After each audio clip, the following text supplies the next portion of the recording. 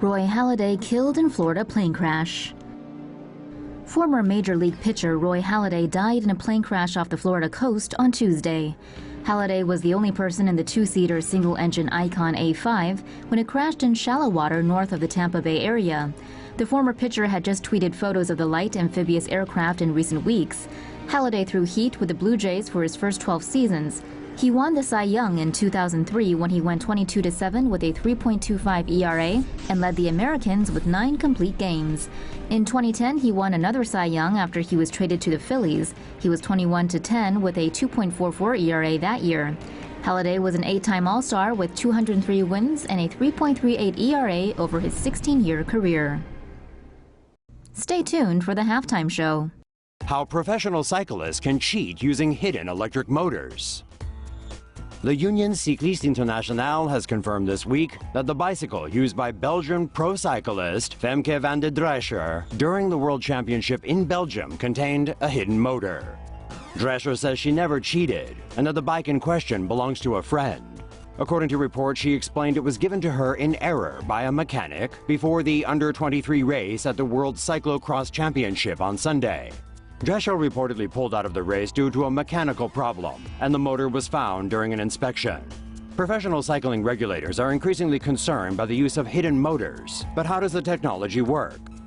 When cycling, some cyclists employ the use of a hidden motor to help them move faster.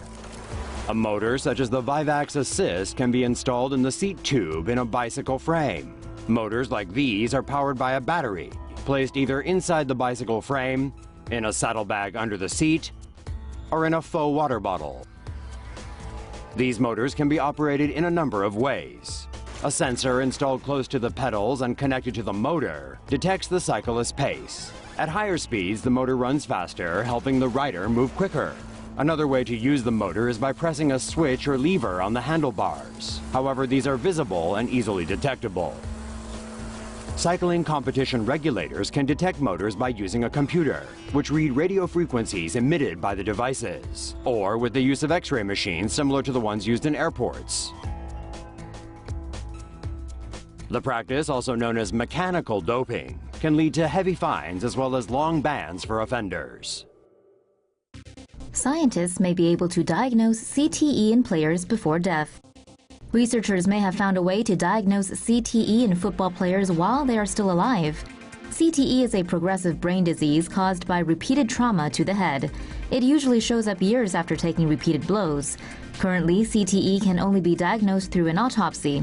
Researchers at Boston University wanted to look for other markers and found people with CTE had elevated levels of the protein CLL11 in both spinal fluid and blood around the brain. Researchers believe the CLL11 protein helps the smallest blood vessels in the brain transport oxygen.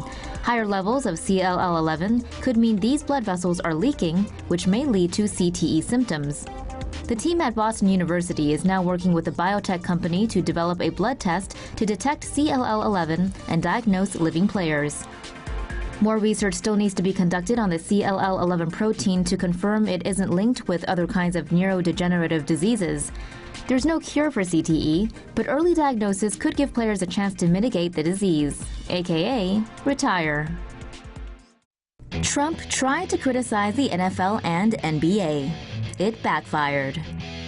President Trump criticized NFL players who lodged protests during the national anthem and encouraged offended snowflakes to walk out of games.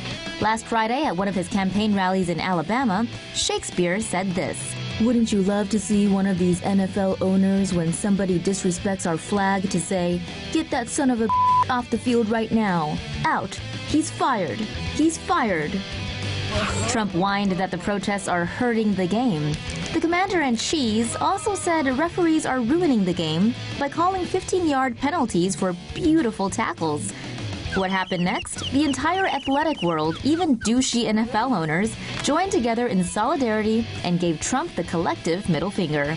Teams and NFL owners across the league on Sunday gave an unprecedented show of solidarity and support during the pregame anthem.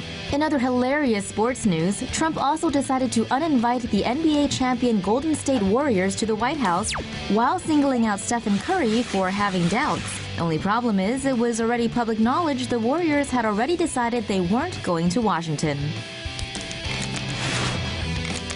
Players young and old from all over the sporting world have come out to blast the small hands in chief. So basically, Trump thought he could pander to his angry base and get some laughs. Instead, he just galvanized a movement. Well played, Mr. President. Well played indeed. Flexible NFL helmet designed to reduce concussions.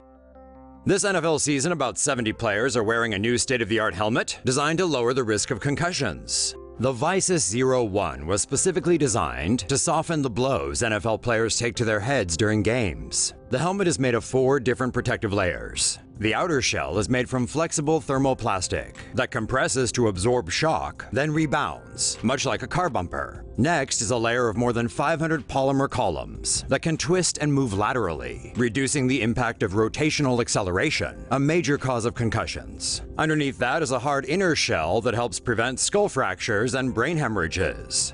Below that, a layer of memory foam provides the player comfort.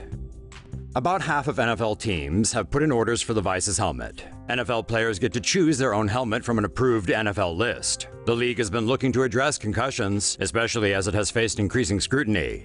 Medical experts and players are concerned that repeated concussions increase the likelihood of developing CTE, a degenerative brain disease.